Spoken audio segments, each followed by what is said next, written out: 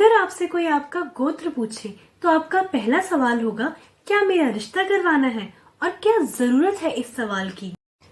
गोत्र सिस्टम जो लोगों में सालों से जितना प्रचलित है उतनी ही कम समझ लोगों में इस सिस्टम को लेकर है। आखिर क्यों बांटा गया लोगों को गोत्र के हिसाब से? ऐसा क्यों कहा जाता है कि समान गोत्र में शादी नहीं करनी चाहिए? चलिए जानते हैं गोत्र सिस्टम कैसे शुरू हुआ और आज के इस आधुनिक दौर में इस सिस्टम की जरूरत है भी या नहीं। गोत्र उन लोगों के समूह को कहते हैं जिनका वंश किसी ऋषि से जुड़ा हुआ हो। गोत्र की शुरुआत 8 ऋषियों से हुई थी। अंगिरस, अत्रि, गौतम, कश्यप, भृगु, वशिष्ठ, कुस्ता और भारद्वाज। इन ऋषियों के नाम से ही गोत्र का निर्माण हुआ और बदलते वक्त के साथ बहुत सारे नए गोत्र जुड़ते चले गए। बच्चों को पिता का गोत्र दिया जाता है और शायद आपको लगता होगा कि इसके पीछे का कारण भारत में प्रचलित पुरुष प्रधान समाज है। अगर आप इस सिस्टम को जेनेटिक्स के नजरिए से देखें तो आपको इसके पीछे कुछ बेहतरीन कारण नजर आएंगे। नई पीढ़ी को पिता से मिलने वाले जेनेटिक मटेरियल में 23 क्रोमोसोम मिलते हैं और माता से भी 23 ही क्रोमोसोम मिलते हैं। क्रोमोसोम जिन्हें गुणसूत्र भी कहा जाता है, इनमें बच्चे के रंग रूप से जुड़ी सारी जानकारी कोड के रूप में मौजूद होती है। एक ही क्रोमोसोम पर अनेक गुणों का कोड होता है। हर गुण का निर्माण एक क्रोमोसोम माँ से और एक क्रोमोसोम पिता से मिलने के बाद ही होता है। 23 में से एक क्रोमोसोम बच्चे के लिंग का निर्माण करता है। लिंग निर्माण करने वाला क्रोमोसोम पिता के पास 2 प्रकार के होते हैं जिन्हें X और Y कहा जाता है। वहीं माता के पास लिंग निर्माण करने के लिए केवल एक ही प्रकार का क्रोमोसोम मौजूद होता है जिसे X क्रोमोसोम कहते हैं। लिंग निर्माण करने के लिए माता से निश्चित रूप पर X क्रोमोसोम मिलेगा और पिता से X और Y दोनों में से कोई भी क्रोमोसोम मिल सकता है। यदि माता से X और पिता से भी X क्रोमोसोम मिले तो स्त्री का निर्माण होगा। वहीं अगर माता से X और पिता से Y क्रोमोसोम मिले तो पुरुष का निर्माण होगा। पिता के क्रोमोसोम से ही बच्चे का लिंग निर्धारित होता है, जिसकी वजह से बच्चों को पिता का गोत्र मिलता है।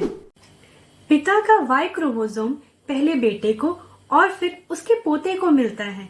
इसी तरह Y क्रोमोसोम वाले जीन हर पीढ़ी के साथ पुरुषों में आगे बढ़ते जाएंगे। वहीं माता से आगे जाने वाला क्रोमोसोम उन्हें उनकी पिछली पीढ़ी के माता या पिता किसी से भी मिला हो सकता है।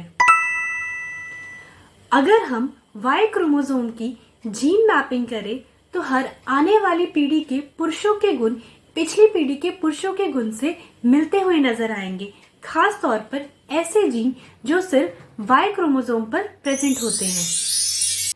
अब बात करते हैं शादी से पहले गोत्र क्यों मिलाए जाते हैं। X क्रोमोसोम पर लगभग 1000 के आसपास जीन होते हैं, वहीं Y क्रोमोसोम पर 70 के आसपास। चलिए अब आगे एक एग्जाम्पल की मदद से समझते हैं। मान लेते हैं माता के X क्रोमोसोम पर कोडिंग डिफेक्ट की वजह से कोई ऐसा जीन बन गया है जो आगे चलकर किसी बीमारी का कारण बन सकता है। पर माता के पास जो दूसरा X क्रोमोसोम है उसमें कोई जीन डिफेक्ट नहीं है। इस केस में माता में वो बीमारी नजर नहीं आएगी, क्योंकि non defected chromosome defected chromosome के जीन को सप्रेस कर देगा। पर यही माता जब अपनी अगली पीढ़ी को अपना जेनेटिक मटेरियल देगी तो ये डिफेक्टेड क्रोमोसोम भी आगे जाएगा। अगर ये डिफेक्टेड क्रोमोसोम उसके बेटा और बेटी दोनों में चले जाए और आगे चलकर यही डिफेक्टेड क्रोमोसोम वाले बेटा और बेटी अपना जेनेटिक मटेरियल एक्सचेंज करे तो हो सकता है उनकी अगली पीढ़ी में ये बीमारी नजर आने लग जाए, क्योंकि उस पीढ़ी में ये डिफेक्टेड क्रोमोसोम दोनों से ही माता और पिता से मिल जाएगा। ऐसे केस में उस डिफेक्टेड जीन के एक्सप्रेस होने के चांसेस बढ़ जाएंगे, जिसकी वजह से बहुत सारे डिसऑर्डर हो सकते हैं, जैसे कि कलर ब्लाइंडनेस, हीमोफेलिया, मस्कुलर डिस्ट्रॉफी और नाइट ब्लाइंडनेस भी। अगर लोग अपने कजिन या समगोत्री शादी ना करें तो ऐसे डिसऑर्डर्स होने के चांसेस बहुत कम हो जाएंगे, क्योंकि अगर डिफेक्ट सिर्फ एक क्रोमोसोम पर है तो उस डिफेक्ट को दूसरा क्रोमोसोम ज्यादातर सप्रेस कर देगा। ऐसे खतरनाक डिसऑर्डर से दूर रहने के लिए गोत्र सिस्टम बहुत ही उपयोगी साबित हुआ है। अब साइंस की नई उपलब्धियों के दम पर आप जेनेटिक मेडिकल हिस्ट्री टेस्ट भी करवा सकते हैं और अपने डीएनए को बेहतर जान सकते हैं।